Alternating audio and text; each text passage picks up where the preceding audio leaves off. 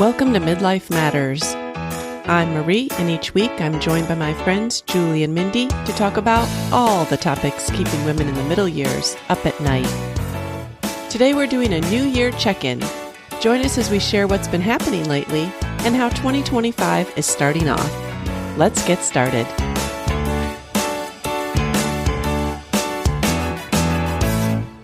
Listeners, today Mindy and I are here by ourselves, and Julie's out of town.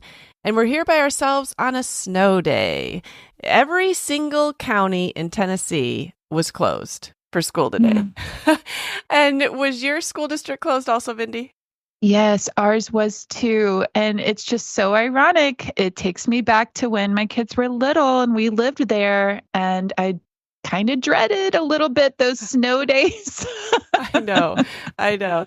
But now that my kids are big, I actually look forward to it. Like, everybody can entertain themselves at this point. We already picked out a movie we're going to watch this afternoon. Like, I already made chili yesterday. Like, I feel like I can just enjoy the snow day, and it's not about entertaining people.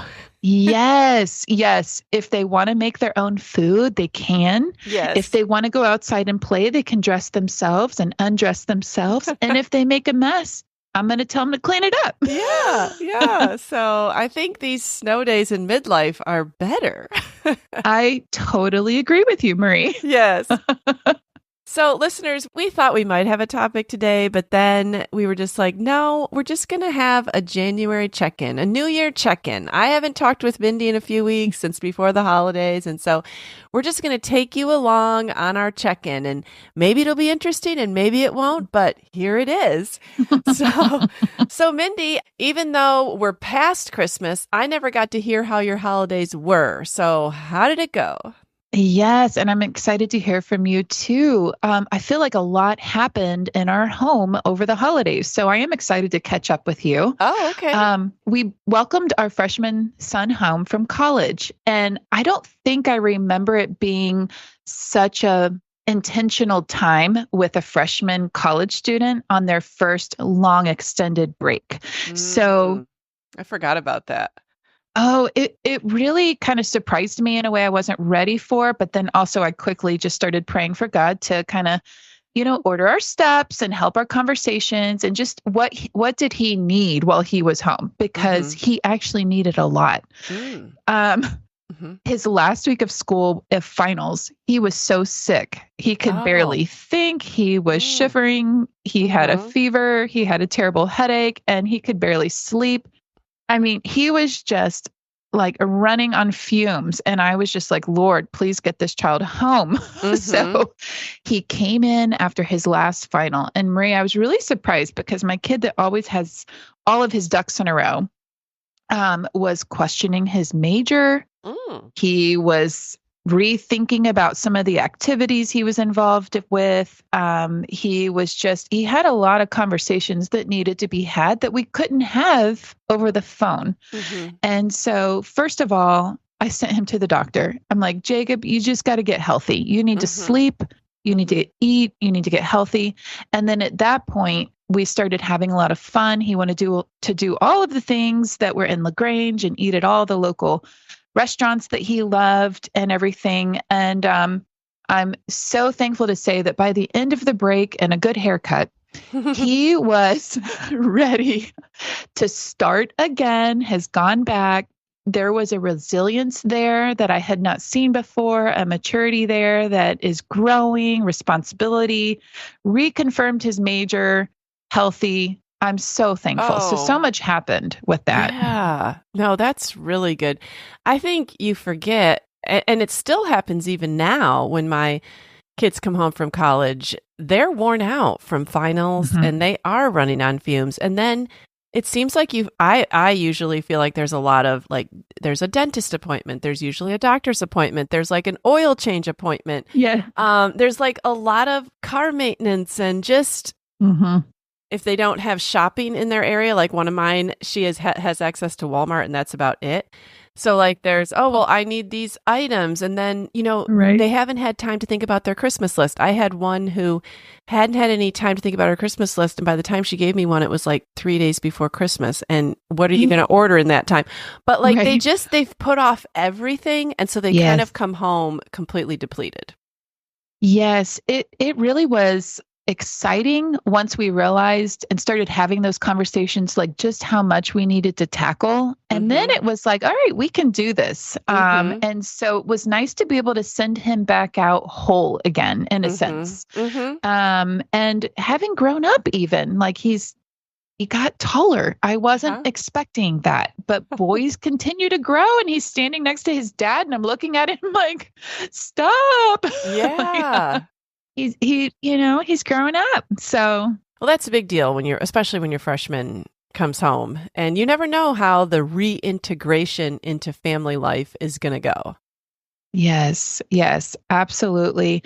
We have one other major thing that happened, but I want to give you an opportunity to tell me about your time too. Oh, okay. Well, I definitely want to hear about that. I would say our holidays were really good. Thanksgiving was so late this year that I kind of felt like Thanksgiving and Christmas were all one thing because my kids were home for Thanksgiving. And then I bet they only went back for maybe the longest amount was like 10 days. So then everybody was back again. But no, it was really good. I found, I guess one of the things I wanted to bring up on the podcast and talk about, because I'm sure you've experienced this and other moms will experience this, and I continue to find this to be difficult in my family, is my kids do not like me getting rid of any Christmas traditions, but I don't feel like I can keep up the same Christmas traditions for some of them are going on, almost 30 years. Like, I don't want to continue the 30-year Christmas tradition. Right. I want to make new traditions. And so I got some pushback this year again. So, a few years ago, I think it was my oldest got married. I got rid of stockings. And I think part of this is if you have 2 kids or even 3 or 4 kids that were all born within like a space of 5 years, you can continue the same traditions from your oldest to your youngest pretty much without any problem. I mean, you're continuing it. But I have an 8.5-year span between the oldest and youngest, and big life stage spans. Like the oldest was married while the younger ones were still in high school. Like, so I tried, I didn't want to just like shaft the younger ones and completely change traditions when they're in high school. But as your kids get married and move out, the traditions naturally change. So it's this big juggling act. Have you noticed that? Yes. I don't think I realized we are very similar because we have 8 years that span our oldest to youngest, and we're in that now. And so I think the difference is you had 2 that were the youngest, and I have 1. And so it is easier for me, and I feel kind of bad, but like Nathaniel joins the older ones a lot more than the older ones necessarily join Nathaniel. Yeah. So, yes, there's a lot of difference there in those ages and roles and seasons. So I have talked many times on the podcast about how one of our favorite traditions is decorating Christmas cookies, and it has been. And I have enjoyed it, and I love the videos from years past and the pictures, and it is a treasured memory. But I think I mentioned this year that I was kind of ready to move on. And so like I bought some gingerbread houses to decorate with my grandchildren, and we had done that before Christmas. And so I don't know. Plus my kids got home from college and there was almost no nights. They want everyone in the family to rejoin and do this activity. And that is very hard to get I mean, my son and daughter-in-law live out of town now. Like, it's just very hard. And so on the limited amount of space that we even could get everyone all together, I did not want to have to bake 120 cookies and get all the decorating stuff. And I just didn't want to do it. Like, I've kind of moved on mentally. Yes.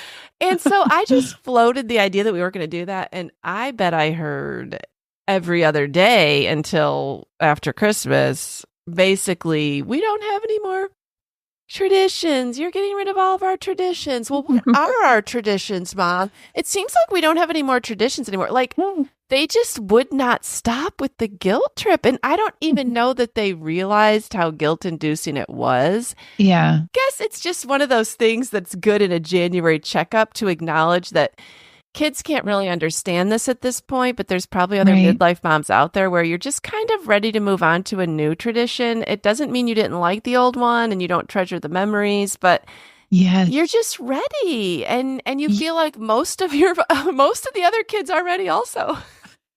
I so agree. And can we talk about mom guilt that just continues? It doesn't matter how old they get. There is this mom guilt, and they don't even have to say anything. I already feel guilty. And then if they actually say something, then I'm like, oh my gosh. I know. There was one thing that Jacob kept asking for. And I know Bryce was feeling, I'll call him mom guilt, but he was feeling the dad guilt. Okay. Because Jacob came in, he's like, I want to eat here and here. And these are places Bryce and I do not enjoy eating. But by golly, we were there. We were taking him. And we were like, okay, Jacob, you realize we're eating here. Like, you need to know this. We're marking it off of your bucket list over Christmas. We want some cheers. Listen, you need to acknowledge we are doing this because we're not coming back. And so then he wanted to go ice skating. And it was at a time like Bryce and I were beat. We were exhausted. And I was like, Jacob, ask your brothers if they will go ice skating with you. We will pay for you to go. We will pay for you to go out to dinner. Let us stay home. Right. No, I know. Like, listeners, we had just this like little bullet points of things we thought we might talk about today. And one of my bullets is post-holiday mom guilt. Anyone else feel it? Like, what is it? Like, yes. Has there ever been a Christmas where I walked away afterwards without any mom guilt? And will there ever be one? I don't know. And like I said, it's already there. They don't even have to say anything. Right. You will find things to feel guilty for. Yes. Oh my goodness. Okay, so you guys survived. Right. And it was good. Overall, the holidays were great, but I just thought that was, it was a little bit of a pain point and also just interesting. I know it's growing pains. I know it's part of midlife. I know it's part of that transition as like older kids leave and younger kids are still here. And but my youngest ones are 20. Like, I'm not telling 10-year-olds we're not going to do Christmas cookie decorating. Yes. These are 20-year-olds. Yes. Well, okay, so I made no announcements when I stopped doing stockings. Okay. I literally just, I don't know what you call it, like soft floated it. I don't know. It just didn't happen and no one said anything, so I keep ignoring it. Okay, good. You know what I'm saying? That's good. Okay, this year, the thing that I let go, and I never mentioned it and no one else did either, is our Elf on the Shelf, which my kids they were way are old over enough. for. Right. Oh, yeah. But it was fun, right? Sure. Well, no, the Elf on the Shelf never showed up this year. And I'm letting him go. Oh, good. Well, it's probably for the best because Nathan would have been by himself having to wonder, am I supposed to act like I don't know where this is? Like, it's easier when there's two kids to bounce it off of.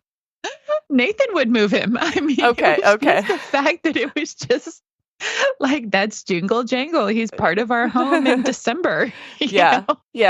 Nathan's like, I guess I'm going to have to move you today because mom and dad aren't doing it. Like, it was a joke, Right. Okay. So the other thing is any moms who have kids that have birthdays in January. Oh. I feel for you. It's hard. So Nathaniel's birthday is January 4th. Okay. And inevitably, I'm just like, oh my goodness, why does this surprise me every year? I mean, his birthday has not changed. Right. And he turned 17 and he's the baby. And we all had feelings about this because he's the baby. There's something about the baby getting older. And so like the new year hit, Bryce and I are talking. We're like, oh yeah, Nathaniel's turning 17 in a few days. We need to do another family celebration. How can we get everyone together on the same day, before people head back to their houses to celebrate? And praise the Lord, we had a great time. But there was a lot of feelings about the baby turning 17. Some tears, because I joked with Nathan. I said, this is your last year. Dad and I are going to tell you all the things you need to know as an adult. We've got 1 year left. You're 18. And so be ready. And it's bittersweet. It's bittersweet hitting another stage. And he's going to be a senior this year. Like I was thinking ahead of that. I'm like, I'm going to have another senior in my house come August, and we're going to have to do senior pictures, and it's time to do college visits. And here we go. And it's the last. Right. Right. Yeah. That's an emotional time, Mindy. And it'll be another emotional senior year for you.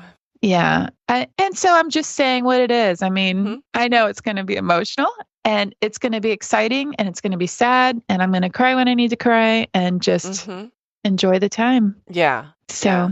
Oh, that's good. Yeah. We had, I'm going to call it a Christmas miracle happen in our family. Oh. And Maria, I haven't even really shared this, but I'm excited to share with you and our listeners. Abby had a cardiac incident just before Thanksgiving this year. And it was very random. She was at work and her heart started racing. And so thankfully she works around medical professionals. She's a nurse, and they were able to catch that her heart was going into SVT. It was racing, and she was passing out at work. There was no stress. There was no heads up. She just starts to get dizzy. She started to faint. And it was really concerning. This has happened before. The first time this happened to her, she was a senior in high school. And we lived in Knoxville at the time. We had her completely tested at the time because it ended up happening several times. And they just kind of chalked it up to, could be a part of your cycle and your heart just starts racing, or whatever. Well, then like years went by. She had an event like that, a cardiac event happen when she was a sophomore in college, and she was at church. Thankfully, friends were around her. What hasn't happened since she was a sophomore in college? Randomly, she's at work right before Thanksgiving. This happens. And really the miracle part of this whole thing was that from that point on, Bryce really pushed her to go ahead and see a cardiologist. And let's look at this again. And so thankfully we were able to get her into the doctor here in LaGrange literally the next day. Then praise the Lord, he provided a pulmonary specialist that travels to our area once a week, happened to be there that day. So she was able to see the cardiologist and the specialist same day. She got on a heart monitor. And over time, they decided that she needed to have an ablation done on her heart. And so that's somewhat of an exploratory surgery procedure, really, to see if they can kind of make the heart misfire and catch where it's misfiring at so that they can try to fix it. Well, they scheduled it for the day after Christmas. And so she was having the procedure done here in LaGrange. And so we were very thankful for that because we know everyone involved. And so we celebrated Christmas as a family. The next day, Joey and I took her to the hospital, and she had the procedure. And within an hour, they had found the problem of her procedure and were able to fix it. And we just were beyond celebrating, joyful that God allowed them to see it, because this is something that they could have not found anything. And she's 24 years old. They joked, when we took her in, they're like, you're by far the youngest patient. We were looking for like your mom or your grandma. Like, we don't deal with this with 20-year-olds. And it's an understatement to say that the entire process from the first doctor visit throughout the entire procedure, the hospital visit, the recovery, everything was miraculous. God even allowed for the cardiac event to happen at a time that they could catch it. The shortness of how from start to finish to be able to say that she is completely healed is miraculous.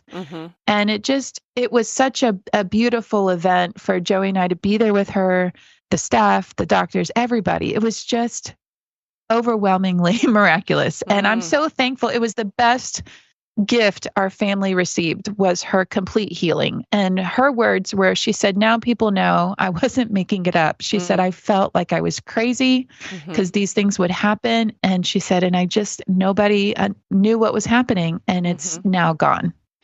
It's so funny, Mindy, because you probably don't remember this, but Davis had this in 8th grade. The exact same procedure.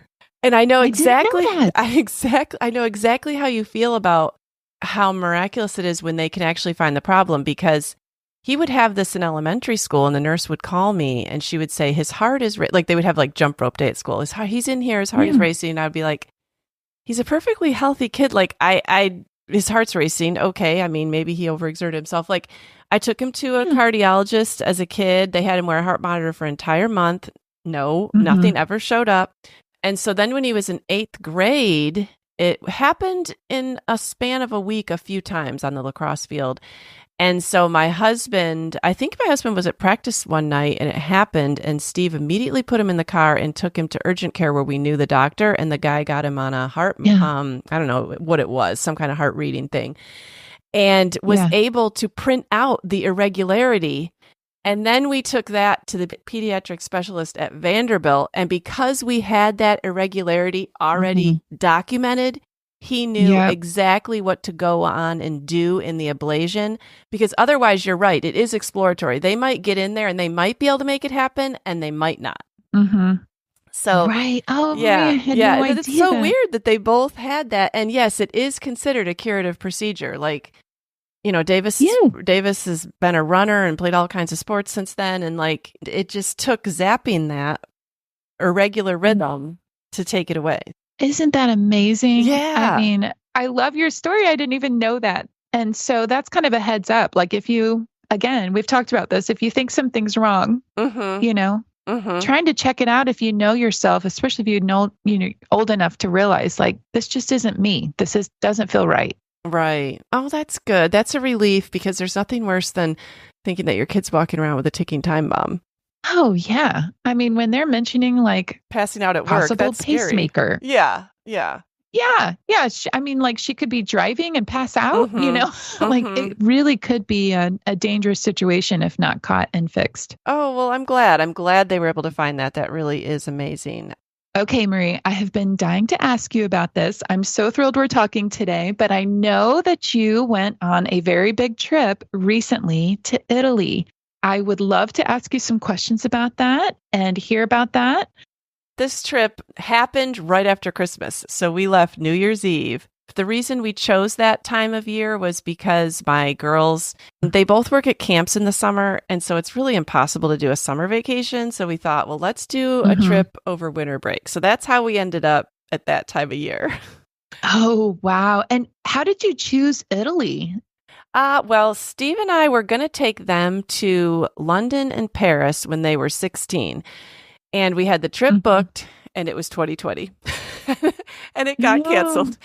So then we went on that trip by ourselves last year for our 30th anniversary. We went to London and Paris. And the whole time that we were in France, and Paris was gorgeous, and we would say like, oh my goodness, this is so gorgeous. And people around us would say like, oh, it is gorgeous. And then we would ask them about their travels, and they would say, but have you been to Italy? And they always implied that Italy was even prettier. And so it just kind of stuck in my mind.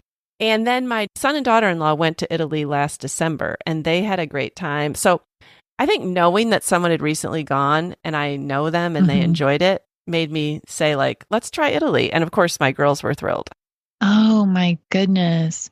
Was that a good time of year to go? Because I don't know what the weather's like over there at this time and all that. It actually was a really good time to go. It was probably between 55 and 60 during the day. You did wear your coat, but really we had great overall weather. I mean, we had a couple days where it rained a little bit, but overall I was very pleased with the weather. Okay. Well, can you please educate me? How did you plan for this trip? Did you get help with it? How'd you decide what you wanted to see and do? So we chose Rome and Florence because that's what my son and daughter-in-law had done. And there are so many things to do. So we spent 5 nights in Rome. 2 of those days we did day trips. And then we spent 1 night in Florence. We left early one morning and spent all day, spent the night in Florence, and then came back to Rome right before we flew out the next morning. Okay. So that's how we decide on those things. One thing I learned is that there are so many places you can see in Italy. You could not possibly see them all unless you stayed 3 or 4 weeks. So you really kind of have to just pick, okay, this is what I want to see. And I was really tempted. I mean, you can even get to other countries pretty easily from Rome. Right. And I was really tempted to just use that as like, oh, well, we're already here. We should try to fit this in. But we were already gone, like from the time we would wake up in the morning until late at night. We never came back to the hotel during the day. Not one day did we ever come back. I mean, we would leave in the morning and come back late at night. We were busy the entire time. So I felt like we really explored where we were and the things we could easily get to. And if we ever go back, we'll go to a different area. And would you say that it was the most relaxing way to actually really immerse yourself into Rome or into Florence? We joked on the way home. My girls were like, nothing about our trips are ever relaxing. Like we've joked before on Midnight Betters about slow travel. Oh, no, that's not me either. When you've traveled all that way and you're in another country, I'm not going to take a morning to sleep in. I mean, no. I'll sleep when I get home. Like I'm not going to waste even a half a day. You know, I mean, I could see something in that half a day. So I felt like we did it as relaxing as the Paragos can do a vacation, but we're just not relaxing vacation people. Neither are we. We are not those people. Well, you already kind of mentioned food. And one thing that I have heard from everyone that's ever been to Italy is the food is incredible. It was. And I even saw one of your daughters post 1 million pics of all the food, and it looked so good. Yes. Tell us about the food. Well, I never heard this phrase before, but every time we had a meal, the girls were like, phone eats first. And so they would take a picture of all the food. Oh, that's funny. Phone eats first. So they were forever taking pictures of the food. And the food is always prepared so beautifully that you do want to take a picture of it. So we would usually buy like 4 different things on the menu and then all take some of it. Oh, that's a great idea. Yeah, so that you were really trying everything. And that's really half the fun. You know, I just wanted to try everything. Right. Well, and I wanted to ask, I know you guys have some food allergies and intolerances. Were you all able to eat the food? And was that clearly marked? How did you navigate that? They always asked about allergies. They always asked about gluten-free. I felt like they definitely would be accommodating. Oh, that is great. Yeah. To be able to go over and just eat. Mm-hmm. So what's your favorite thing that you guys did? Like, as you talked as a family and you're looking at the trip now. Right. Well, we've said to each other, like, they were all a favorite for different reasons. But I would say like our favorite place we went, it was a random day trip that we decided to include. So I had one extra day on the schedule in Rome and we were supposed to get rain. So I was like, let's try to look around at some day trips and places that it might not rain. And so I said to this taxi driver that was taking us to the Colosseum, I said, what about this little town called Orvieto? And she kind of like scrunched up her nose. And I said, no, not good. I said, I read on the internet it was good. And she recommended a different one. Well, when I looked at the weather, that one that she recommended was going to get rain. And so I started researching the Orvieto one again, and everybody promised on the internet that it was a wonderful, wonderful place. And it was maybe an hour from Rome. So we got the train tickets. I think that was the first day of us figuring out the actual, like, leaving the city on a train. We do the whole thing. We pull into the train station, and I am thinking, oh my goodness, I have completely messed up this day. Everyone, my girls, Steve, they're all thinking to themselves, this is going to be a total waste. This is going to be terrible. Because the train station was just kind of, I don't want to say dumpy, but it was a train station. It had like, there was nothing special about it. And you couldn't see anything special from the train station. I thought, oh, I have wasted one of our days in Italy on this trip. Why do I listen to anyone but they say on Reddit? I shouldn't have even. Mom guilt. So we get out and we go, I go up to the guy, it says tickets. So he runs a little store and he sells the tickets. And I said, they have a Duomo there that is supposed to be really beautiful. And it said it like rivals, some of the better Duomos in Europe. It's like faced in gold and it's really beautiful. And so I said, we'll start there. I guess at least we'll see their Duomo. So I said, we want to get tickets to go see the Duomo. So he said, okay. So what you do is you buy a ticket from him. And you may have seen this in Chattanooga. It's this cable car that takes you straight up a mountain. It's called over there a funicular. But did you ride the one in Chattanooga before? No, we have a couple people that do not enjoy heights. So we drove to the top, but we didn't ride the car. Yes. So Steve and I rode that car once. So this was very similar. You start at the bottom of the hill and they just take you straight up. And then when you get off that, you take a little shuttle into the town, and it is like you walked out into like an Italian Swiss Alps town. It was so cool. My girls immediately started snapping a million pictures. We all breathed a sigh of relief. We all were like, oh my goodness, we didn't waste the day. You're so relieved. I felt so much better. And so we had a great time. It was probably about a town of about 20,000, but I'm telling you, it was cute shop after cute shop after cute restaurant. It was all decorated for Christmas. It was just like you would imagine in a beautiful Italian small town, like every view. It just was gorgeous. And we just had the best time. We toured their Duomo. We also took an underground tour of the city. We ate at a wonderful restaurant. And then the girls said that they wanted to do a lot of pictures. They wanted to make this their picture heavy day. I feel like every day was a heavy picture day, but this was their picture heavy day. So Steve and I, we just walked the shops and looked around, and then the girls joined us, and we stayed there till probably 7:30 that night. Then we got kind of nervous that we might miss the last shuttle down.